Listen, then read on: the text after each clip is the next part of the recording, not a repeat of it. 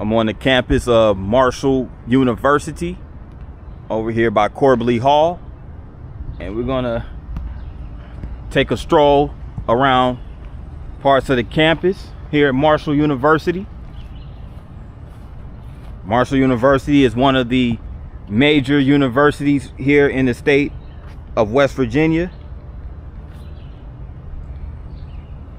It's a public research university that was founded in 1837, and it was named after the 4th Chief Justice of the United States, John Marshall. More on him in a minute. But right here we have what's called the John Deaver Drinko Library. So this is the school's library right here. And of course, right now, being that it's summertime, it's the middle of June, it's it's nobody on campus. It's a ghost town. Probably maybe a few people on campus, but not very many, as it would be like during the fall and spring semesters.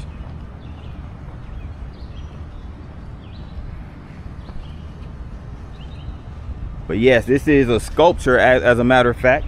Here's a statue of John Marshall, the namesake of this university and the 4th Chief Justice of the United States.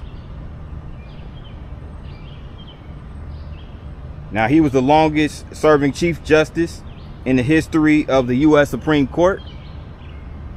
I mean, he served from 1801 until 1835 when he passed away.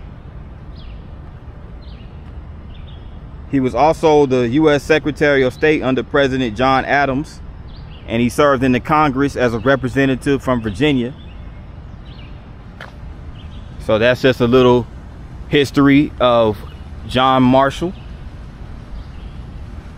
And we're gonna walk around the campus and get some history. Check out some of the historical, buildings and monuments, sculptures, things of that nature.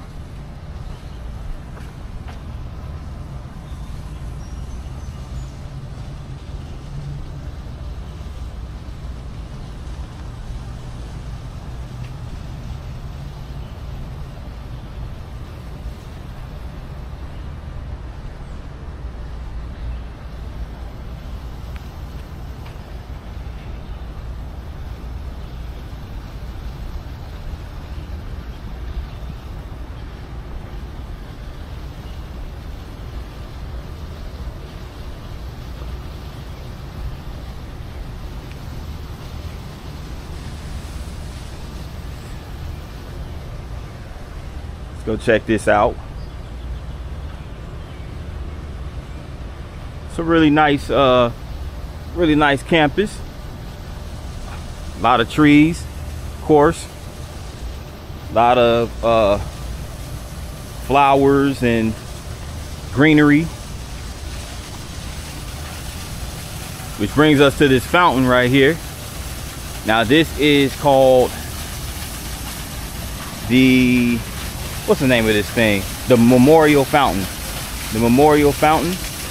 And this is a fountain that represents and that basically is dedicated to a bunch of, it's basically what happened in 1970. A football team, the 1970 Marshall University football team, flew on a chartered DC-9 airliner, and it plunged through the drizzle into a hillside as it approached Tri-State Airport at Huntington, West Virginia. And there were 75 people on board, and all 75 on board perished, unfortunately, in this unfortunate incident. But yes, it was on a dark, overcast Saturday evening back in 1970, November 14th to be exact. So this memorial fountain was built to honor those who lost their lives in that tragic plane crash. It was a 1970 Marshall University football team. And I think ESPN, I mean, there's a bunch of documentaries that's been done on this story. I believe ESPN also did a documentary, 30 for 30, You know, 30 for 30 is like one of my favorite documentary series on ESPN. And here, I'm gonna get a close up, but here are all the crew members on that plane, the staff that was on that plane, the supporters. You know, a lot of those included family members of the football team. And then, of course, you had the coaching staff right there. And here are the list of all the 1970 football team members. So to think, all these people lost their lives. I can only imagine. I couldn't imagine how, you know, incredibly heart-wrenching this was. It's a huge tragedy. A lot of people were affected and plagued by this tragedy. So RIP to all the football team, members of the football team, staff, supporters who lost their lives. And this happened 55 years ago. This thing is crazy, it's been that long. But this is the fountain, memorial fountain. And I wonder who did the sculpture, by the way. It doesn't have any information. Let me see if I can pull it up real quick.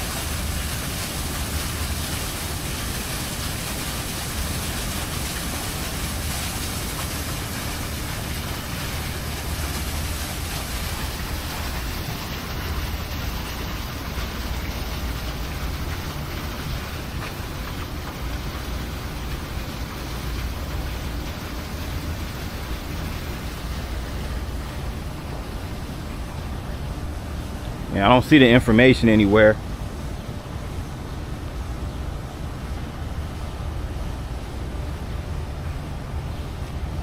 While I find that information, hopefully I can find it.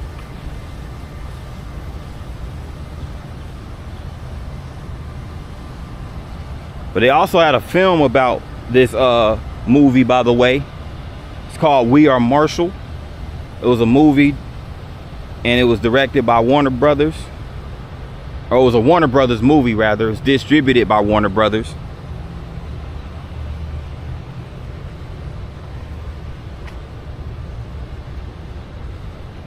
And Matthew McConaughey starred in the movie as Coach Jack Lingvale.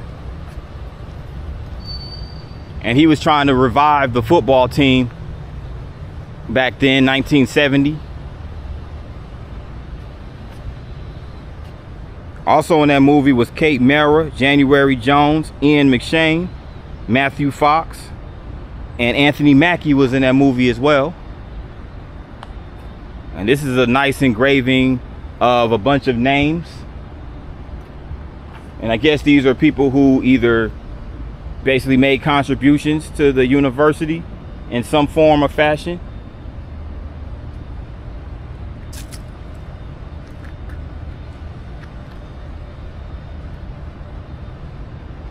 But it's called the Marshall University Pathway of Prominence, an appreciation of those whose leadership and significant gifts are enhancing Marshall's future. Dan Angel, president. Tim Haymaker, chairman. And this was established back in 2002. So it's really nice. Really nice. But yo, Marshall University, they got so much bread, right? They have so much bread that they have hammocks. They have hammocks like literally laying right here. I'm about to show you.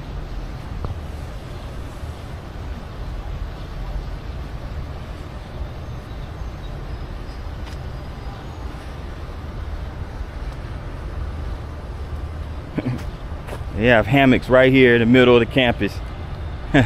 Go figure. Sits right over here across from the science building.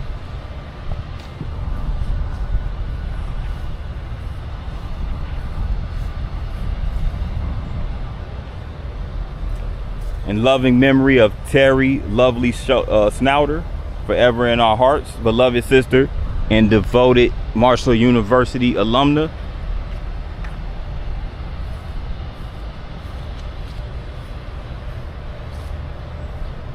But yeah, really nice campus so far here at Marshall University. But I'm gonna go check out some more.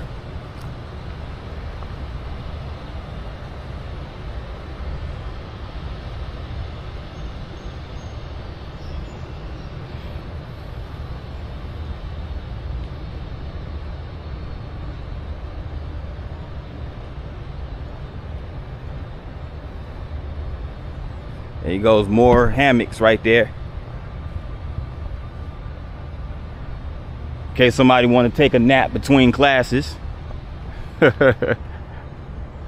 They too tired to get to the dorm room, so they just crash right there on one of the hammocks if they have one available. Now check this out, they have a bell right here too. Sits right here in the center of all these nice roses and beautiful plants right here.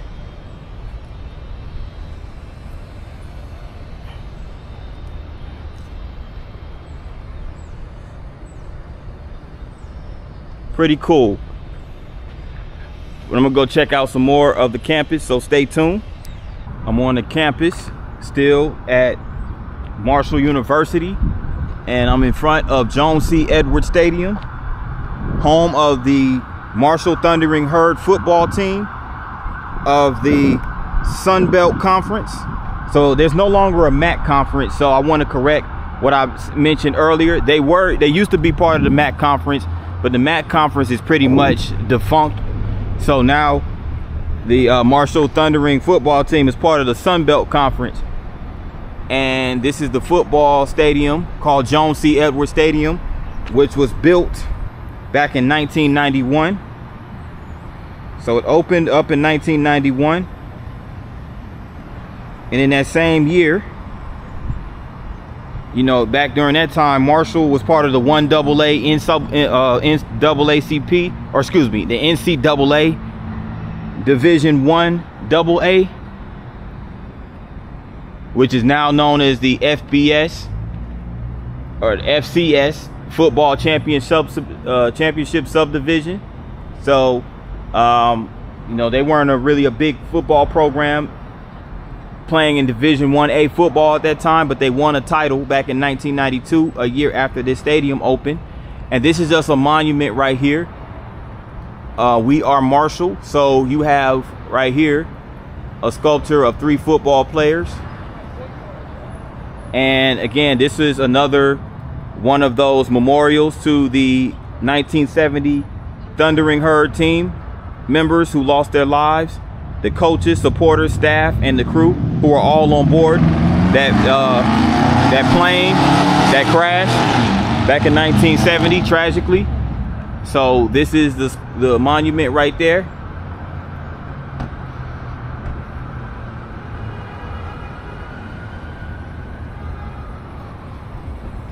And here, right here, is just a long list of contributions made from different people.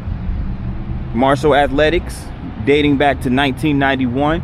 Big Green Scholarship Program, people who won scholarships to the university. And these are who the stadium is named after, in grateful appreciation of Joan C. Edwards and James F. Edwards. So they were a married couple. Stadium named November 28, 2003, and the field was named September 3rd, 1993. So you also have the Charlie Slack Legacy Society and a list of loyal fans, a whole bunch of them, who contributed to this football program in this stadium. So shout out to each and every one of them. It's a super long list of them.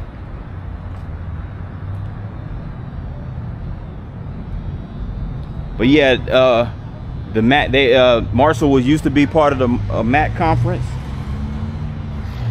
They were also part of the Southern Conference, which is where they were part of back in 1991 and 92 when they won the subdivision title. This is the Herd Zone, the stadium store. So there's a bunch of Marshall merch.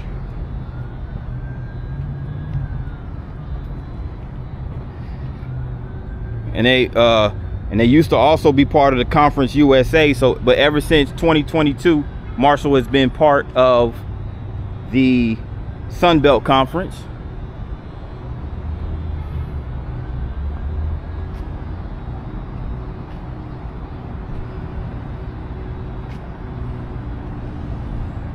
So the rivalries they had rivalries with Appalachian State, Ohio, West Virginia, in East Carolina, to name a few, throughout its course of history.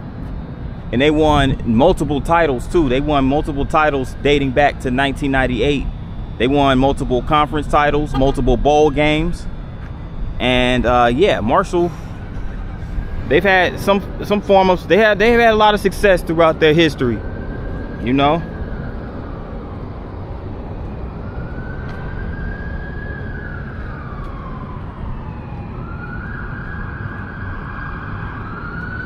So the list of coaches that they've had throughout their history, they've had Jack Lingiel, Frank Elwood, Sonny Randall, Jim Donnan, Bob Pruitt, and Mark Snyder, Charles Huff, Doc Holliday.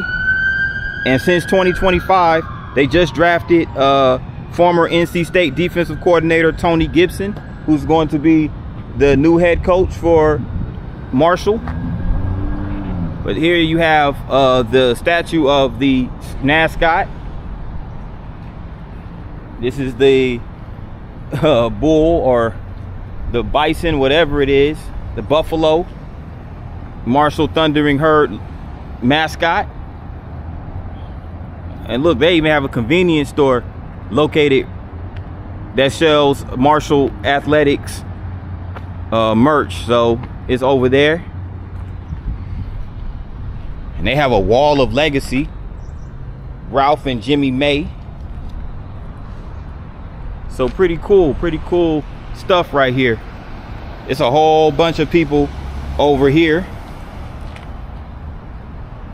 Joe Honeycutt, James Floyd Thomas, James Loudermilk. It's so many to name, you know. Mike Bartram. Now these are bricks of all the individuals who lost their lives in the plane crash back in 1970. So they have coaches, wrestling players, football players, all type of people.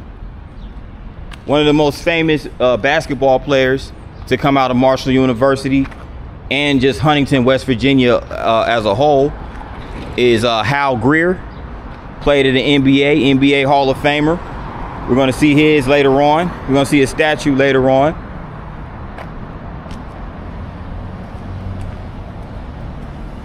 But yeah, Bob Pruitt.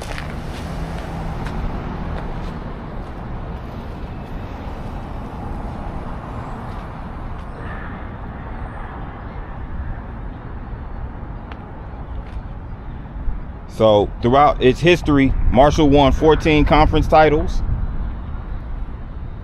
They won 11 division titles. And they're 13-7 in the 20 bowl games they played. So it's a lot of All-Americans who came out of Marshall as far as the football team is concerned.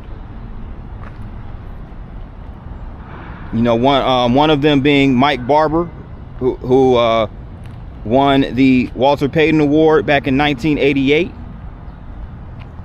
You had Troy Brown, Rogers Beckett. Troy Brown, he was a famous special teams player for the New England Patriots. You had Byron Leftwich, B.J. Cohen, Chad Pennington, to name a few.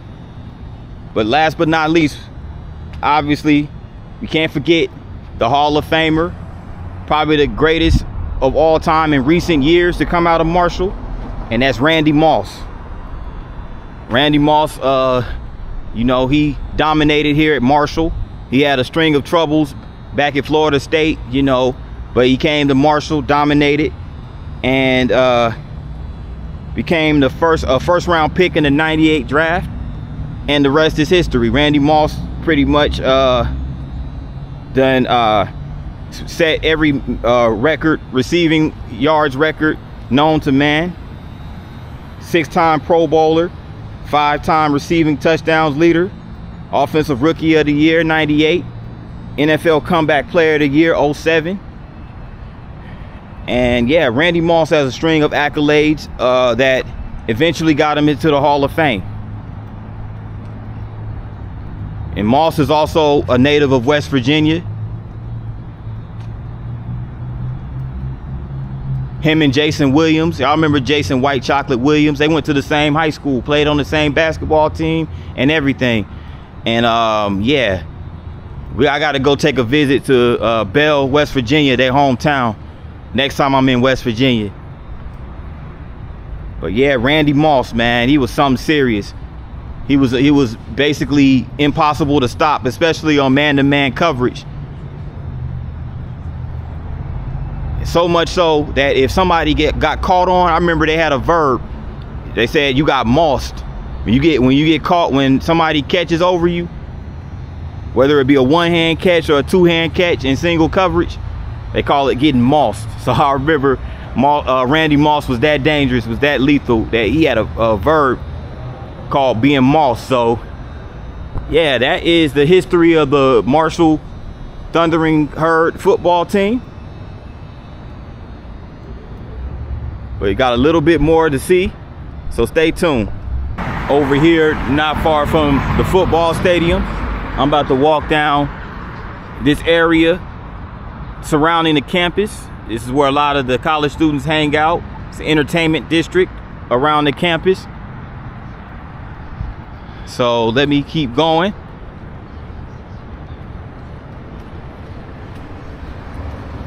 Check out more of the campus.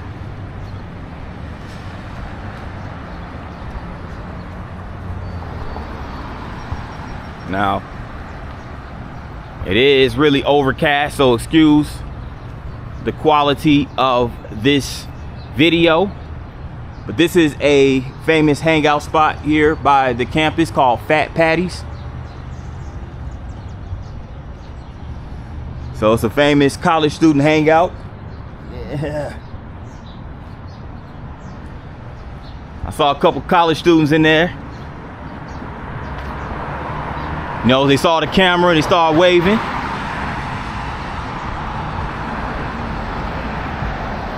But I think this is coming up over here. It looks like another sporting facility.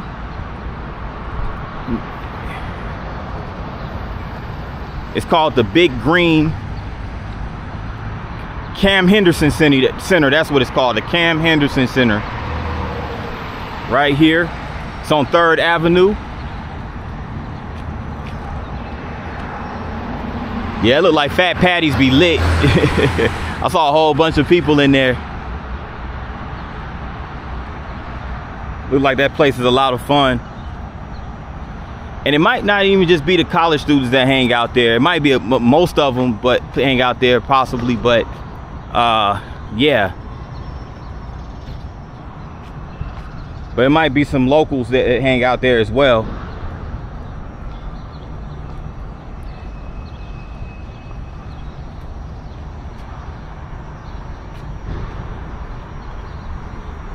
But this is the Cam Henderson Center, which is the indoor athletic complex.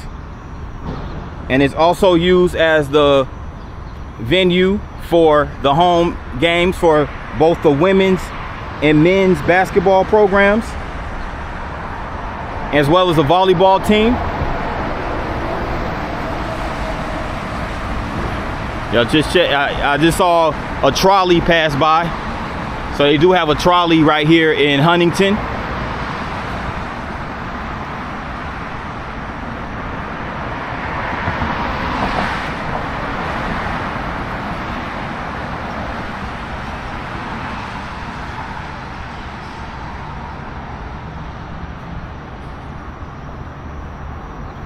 Marshall Herd Grill on 3rd.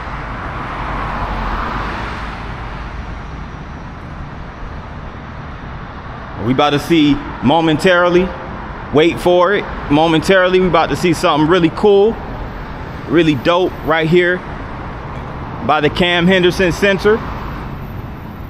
We about to see a statue of a legend.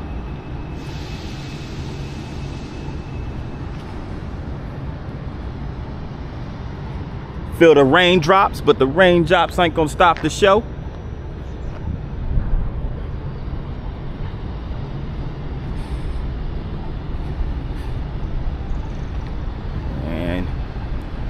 Here we go. Without further ado, here's the hometown legend, Hal Greer, Memorial Plaza, Harold Everett Hal Green. This is a statue of him right here in front of the Cam Henderson Center. And there he is right there in his Marshall University uniform, number 16. And Hal Greer was born June 26, 1936 here in Huntington, West Virginia. And he had an NBA career that spanned 15 years. 15 years playing for the Syracuse Nationals / the Philadelphia 76ers. And in that 15-year span, Hal Greer won 10 times. He was a 10-time NBA All-Star from 1961 to 1970. He won one NBA title in 1967. He was also the NBA All-Star Game MVP 1968. He had his jersey, number 15, retired in 1976. And he was inducted into the Naismith Memorial Basketball Hall of Fame 1982 and was named 50 greatest players in NBA history in 1996. So he's part of that prestigious honor and prestigious fraternity of basketball players. He's also the 76ers all-time leader in points, 21,586, games with 1,122, and field goals with 8,504. And in his collegiate career here at Marshall University, which spanned 4 years between 1954 and 1958, he won the MAC Conference Championship in 1956. They had a NCAA tournament appearance in 1956. He was the MAC Conference MVP in 1958, as well as All-American Honorable Mention in the same year, and was inducted into the Marshall University Athletics Hall of Fame in 1985. And also civil rights trailblazer. So not only was he a trailblazer and a professional on the court, he was a trailblazer during the civil rights era. His enduring impact is much more significant than his considerable accomplishments on the basketball court. Growing up on Dalton Avenue in Huntington's Fairfield neighborhood, he attended the segregated Frederick Douglass High School, where he was a basketball standout. Marshall University coaching legend Cam Henderson recruited him to Marshall University. And in 1954, Greer broke the color barrier in West Virginia collegiate sports by becoming the first African-American scholarship athlete at any of the state's traditionally white school. Greer did not have an easy path at Marshall. Integration was a controversial issue in the 50s, and he often experienced racial prejudice. Restaurants and hotels refused him admission when he was traveling with the team, and he endured insulting catcalls from the stands. In the end, Greer's character and deliberate nonviolent approach to the mistreatment, along with his talent, challenged the status quo and paved the way for future generations of African-American athletes. Long after his retirement from basketball, Greer was still breaking barriers and was the first African-American from West Virginia to be enshrined in one of the big three athletic halls of fame, the Naismith Memorial Basketball Hall of Fame, 1982. So shouts out to Hal Greer for overcoming insurmountable odds and in becoming an NBA legend and a trailblazing legend in the civil rights movement.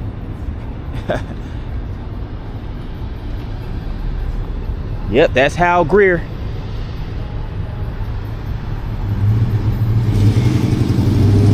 That has to be an amazing accomplishment. I mean, to overcome all those obstacles, become a Hall of Famer in the NBA, and to get a statue on not only the grounds of the university you attended, but also in your hometown. Man, hometown hero status right there. But yeah, there's a few more of the buildings right here on the college campus. Gullickson Hall. And they have a biotech science center right over here as well. So heavy emphasis put on biotech, which is the wave of the future, of course. Biotech, very, very big industry. They should establish a biotech industry, if they haven't already done so, right here in West Virginia, because that would be huge. It would diversify the economy. so that West Virginia could be, you know what, I'm not even gonna, I know my native West Virginia is gonna get mad at me for saying that, cause that boosts the economy here and it brings a whole bunch of people, you know how that go.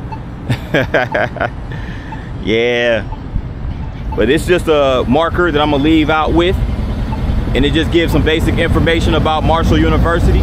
Named for John Marshall, Chief Justice, U.S. Supreme Court, 1801 to 1835.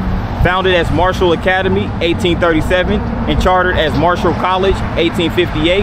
Established as a state-supported institution, 1867, and granted university status in 1961.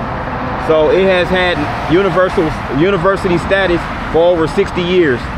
But this is Marshall University.